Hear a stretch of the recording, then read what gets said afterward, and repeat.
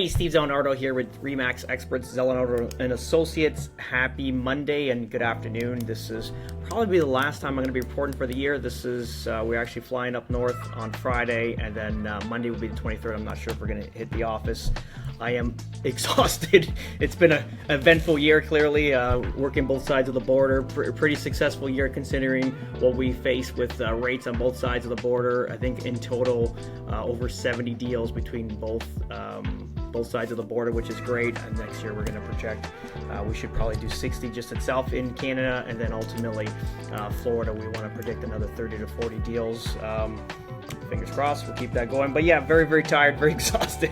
I think I'm going to spend the holidays getting fat and drunk, so that's the goal.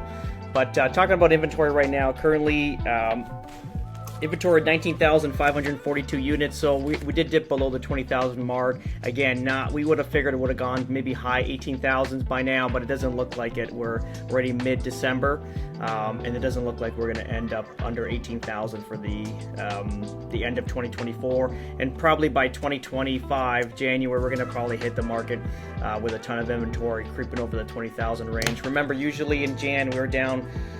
And some years, even when we crashed in 17, 18, we were down to about 11,000 units, something of that nature, 10,000 units. So we knew it was going to be a busting next season, but now we're into the 20,000 range, which is going to be steady. Sales, 732 units. Again, we've been between the 600 to 800 range every week since probably in the last 6 to 7 months. So it is what it is. Positive news going forward is we're looking at so national home sales continue surging, prices rise amid falling interest rates. So I'll just break this article down. So sales up 26% year over year. So we have 37,000 homes sold compared to last November of 30,000.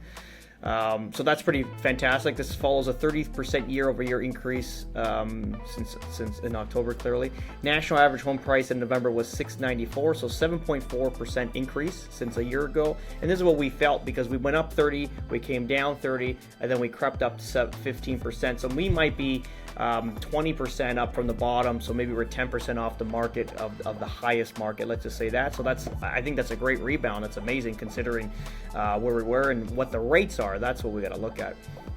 Prices rose nationally for the first time in a year and a half, which is great. Sales growth was led by Greater Vancouver, Calgary, Greater Toronto, Montreal, and smaller cities in Alberta and Ontario.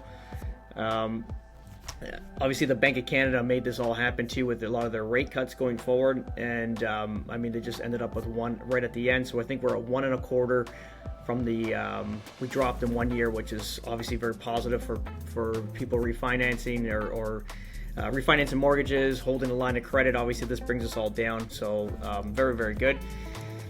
There's another article I want to read. And this article here is a housing starts rise from last month, up 8% in November, which is great. So annualized, we're 262,000 units in November, up 8% since October of 242,000 units. Urban housing starts, obviously that's more of intensified areas, probably more of like a multi-type unit. Condo could be any of that sort, or even a single family dwelling, but more closer to the urban core, like the downtown core. Increased 9%, reaching 245,000 units in November, up from 225,000 in October. So that's up 11% for the multi-unit. And then the single family rose 4%. Remember, land obviously is very expensive, so they're going to be trying to do multi-units and everything. That's why it's going to be a lower number there. Yeah, that's pretty much what we're looking for in the going back into the normal swing of things going into 2025. So we're looking for a very positive year. We're hoping obviously rates can continue to fall, but not too low, because obviously what that does, it creates bidding war frenzies and a whole bunch of stuff. The houses become unaffordable and doesn't make sense anymore. So we need to have like some sort of cautionary number that kind of keeps everything sideways for the next 10 years would be great. But yeah, that's pretty much it. We don't talk. Merry Christmas to you and your families, and all the best. Have a good one.